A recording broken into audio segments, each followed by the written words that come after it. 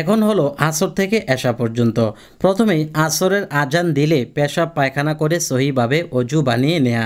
অজু সেরে প্রথমে 2 রাকাত তাহিয়াতুল অজুর নামাজ আদায় করা। অজু করার পর অঙ্গ শুকানোর পূর্বেই 2 রাকাত নফল নামাজ পড়া উত্তম। এই নামাজকে তাহিয়াতুল অজু বা শুকরুল অজু বলা হয়। তাহিয়াতুল অজু নামাজের ফজিলত অনেক, এমনকি এই নামাজ আদায়কারীর জন্য জান্নাত ওয়াজিব হয়ে যাওয়ার কথাও হাদিস শরীফে বর্ণিত হয়েছে। তো হাদিসটি আমরা দেখি যে রাসূলুল্লাহ সাল্লাল্লাহু আলাইহি সাল্লামের প্রখ্যাত সাহাবী আবু হুরায়রা রাদিয়াল্লাহু আনহু থেকে বর্ণিত, তিনি বলেন যে রাসূলুল্লাহ সাল্লাল্লাহু আলাইহি সাল্লাম হযরত বেলাল রাদিয়াল্লাহু আনহুকে বলেছিলেন, হে বেলাল, বলো দেখি মুসলমান হয়ে তুমি এমন কোন কাজ করেছো যার সওয়াবের আশা তুমি করতে পারো? কেননা আমি জান্নাতে আমার সম্মুখে তোমার স্যান্ডেলের আওয়াজ শুনতে পেয়েছি। সুবহানাল্লাহ, অর্থাৎ তুমি আমার আগেই জান্নাতে পৌঁছে গেছো। হযরত বেলাল রাদিয়াল্লাহু আনহু বললেন, আমার তেমন কোনো আমল নেই, তবে রাত বা দিনে যখনই আমি অজু করেছি তখনই আমি সেই অজু দ্বারা নামাজ পড়ে নিয়েছি, যা আল্লাহ আমাকে তৌফিক দিয়েছেন। অর্থাৎ সর্বদাই অজুর পর তাহিয়াতুল অজু নামাজ পড়ে থাকি। এটি বুখারী মুসলিম শরীফের হাদিস। দর্শক, তাহিয়াতুল অজু নামাজ শেষ করে অতঃপর আসরের 8 রাকাত নামাজ আদায় করা। আসরের নামাজ মোট 8 রাকাত। প্রথমেই সুন্নত আদায় করবেন 4 রাকাত। তো নিয়তটি হলো, আমি আসরের 4 রাকাত সুন্নত নামাজ আদায় করিতেছি, আল্লাহু আকবার। এরপর 4 রাকাত ফরজ, আমি আসরের 4 রাকাত ফরজ নামাজ আদায় করিতেছি, আল্লাহু আকবার। 3 নামাজ পড়ে জোহর আসর এশার যে আমলগুলো দেখিয়েছি ওই একটু আগে, যতটা পারেন সেখান থেকে করবেন। আর কাজে লিপ্ত হয়ে যান তাহলে কাজরত অবস্থায় পড়তে পারবেন। এরপর ইফতারি তৈরি করা, পুরুষরা স্ত্রীদের সাথে কাজ করা, কেননা নবী করিম সাল্লাল্লাহু আলাইহি সাল্লাম রমজান ও রমজানের বাহিরে অর্থাৎ পুরো 12 মাসই স্ত্রীদের কাজে সহযোগিতা করতেন।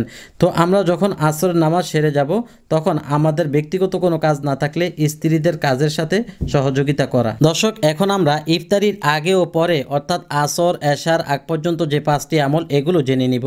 বিশেষ করে এই সময়ের আকর্ষণ হলো যে দোয়াটি পরে মনের কোনো আশা বলতে দেরি পূর্ণ হয়ে যায়।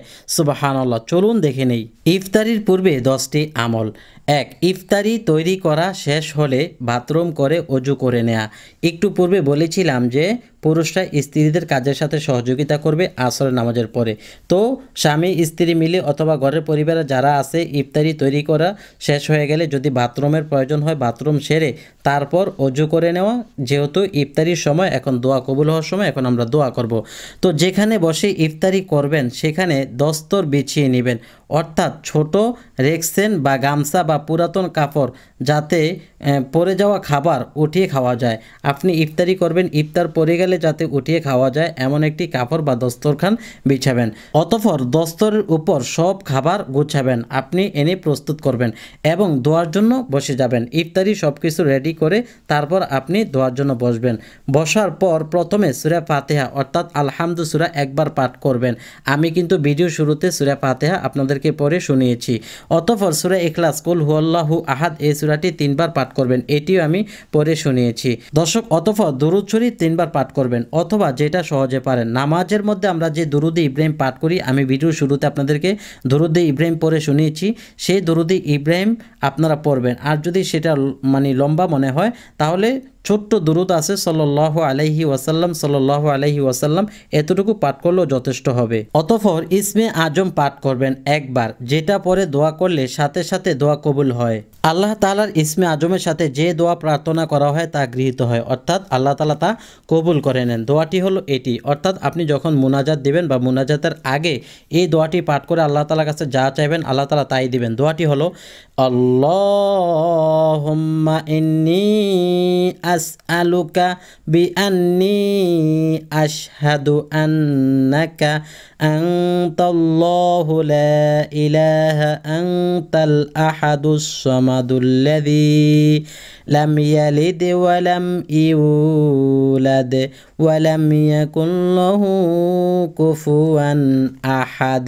এখানে উচ্চারণটি সহ আমি বলে দিচ্ছি। আল্লাহুম্মা ইন্নী আসআলুকা বিআন্নী আশহাদু আন্নাকা আনতাল্লাহু লা ইলাহা ইল্লা আনতাল আহাদুস সামাদুল্লাযী লাম ইয়ালিদ ওয়া লাম ইউলাদ ওয়া লাম ইয়াকুল লাহু কুফুয়ান আহাদ। অতঃপর ইস্তিগফার 3 বার পাঠ করা, যেটা সহজ মনে হয়। আমি এখানে আপনাদেরকে সহজ একটি ইস্তিগফার দেখিয়ে দিচ্ছি। আস্তাগফিরুল্লাহাল্লাযী লা ইলাহা ইল্লা হুয়াল হাইয়ুল কাইয়্যুম ওয়া আতুবু ইলাইহি আস্তাগফিরুল্লাহাল্লাযী লা ইলাহা ইল্লা হুয়াল হাইয়ুল কাইয়্যুম ওয়া আতুবু ইলাইহি। এরপর মুনাজাত দিবেন, কান্না করার চেষ্টা করবেন, কান্না না আসলে কান্নার ভান ধরবেন। এভাবে মুনাজাত দিবেন আলহামদুলিল্লাহি রব্বিল আলামিন বলে। অর্থাৎ মুনাজাতে হাত তোলার সময় এই দোয়াটি পাঠ করে হাত তুলবেন, আলহামদুলিল্লাহি রব্বিল আলামিন ওয়াসসালাতু ওয়াসসালামু আলা সাইয়্যিদিল মুরসালিন ওয়া আলা আলিহি ওয়া আসহাবিহি আজমাইন।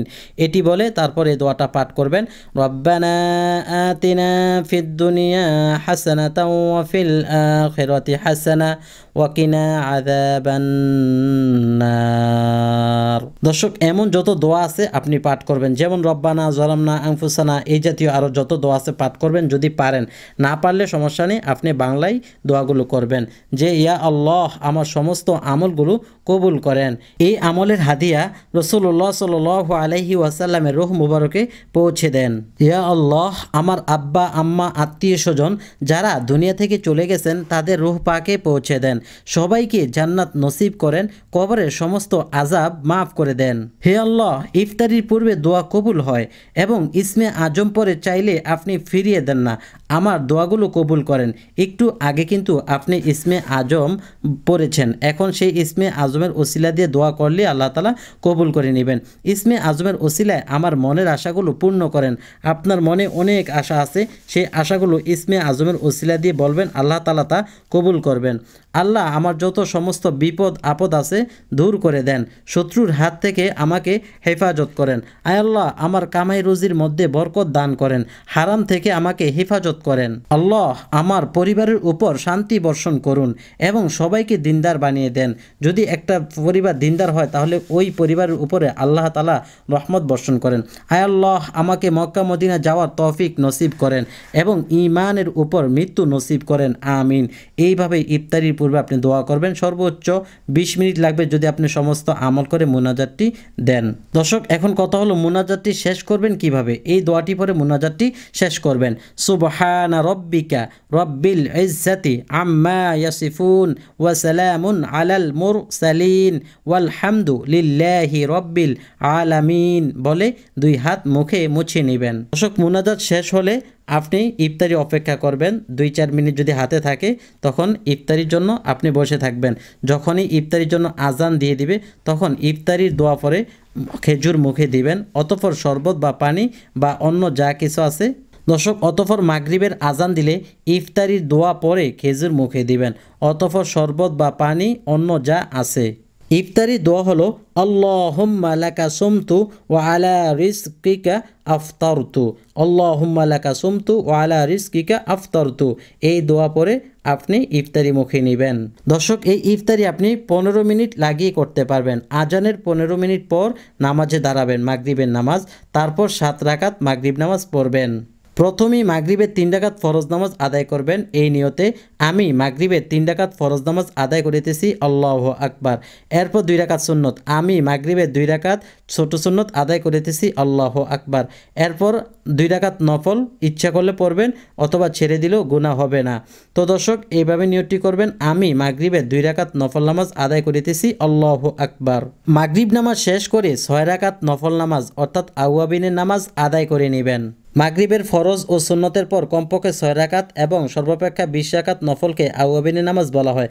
হাদিসে এই 6 রাকাত আওয়াবিনের ফজিলতে 12 বৎসর ইবাদত করার সওয়াব অর্জিত হওয়ার কথা বর্ণিত আছে, সুবহানাল্লাহ। অপর এক হাদিসে 20 রাকাত পড়লে আল্লাহ তাআলা তার জন্য জান্নাতে একটি ঘর তৈরি করবেন বলা হয়েছে। তো আমরা অন্ততপক্ষে 6 রাকাত 2 রাকাত করে 6 রাকাত নামাজ আদায় করে নিব। দর্শক, নিয়তটি এভাবে করবেন, আমি আওয়াবিনের 2 রাকাত নফল নামাজ আদায় করিতেছি, আল্লাহু আকবার। দর্শক, যখন আপনার মাগরিবের পর আওয়াবিন নামাজ শেষ হয়ে যাবে তখন এরপর এশারের আগ পর্যন্ত বিশ্রাম নেবেন, অর্থাৎ গড়াগড়ি করবেন। যেহেতু আপনি অনেক ক্লান্ত, আপনার বিশ্রামেরও প্রয়োজন আছে। বিশ্রাম না নিলে আপনি ইবাদত করতে পারবেন না, আর এই বিশ্রামটাও আল্লাহ তাআলা আপনাকে ইবাদতে পরিণত করে দিবেন। কারণ মোমেন বান্দা যখন এক নামাজ পড়ে আরেক নামাজের অপেক্ষা করে, সে অপেক্ষার সময়টুকুনও ফেরেশতারা নেকি দ্বারা ভরপুর করে দেন, সুবহানাল্লাহ। অতঃপর শুয়ে শুয়ে বিভিন্ন দোয়া তাসবিহ পড়তে পারেন বা আমার ভিডিওগুলো দেখে দেখে আপনি কিছু শিখতে পারেন। যেহেতু আপনি শুয়েই আছেন, হয়তো গল্পগুজব না করে অথবা গীবত না গিয়ে আপনি তখন শুয়ে বিভিন্ন তাসবিহ, সুবহানাল্লাহ, আলহামদুলিল্লাহ, আল্লাহু আকবার পাঠ করতে পারেন, অথবা শিক্ষণীয় ভিডিও যেগুলো আছে আমার নামাজের সেগুলো আপনি দেখতে পারেন। যেমন দেখেন, এখানে দেখেন আপনি ইউটিউবে আমল টিভি ইংলিশে লিখে সার্চ দিলে এরকম চলে আসবে। এরকম আসার পরে আপনার এখানে কয়েকটা অপশন আসবে, হোম ভিডিও। এই ভিডিওতে যদি আপনি ক্লিক করেন তখন এখানে বিভিন্ন ভিডিও আপনার আসবে, যে এশাক নামাজ পড়ার A to Z নিয়ম, তারপরে এখানে আরও অন্যান্য নামাজের কথা আছে, জুমার দিনের 5টি আমল কি করবেন। এরপর আমি এখন থেকে নামাজ পড়তে চাই কিন্তু কিছুই পারি না, নিয়ত, সূরা, তাসবিহ, দোয়া, মুনাজাত, এখানে A to Z সব কিছু আছে।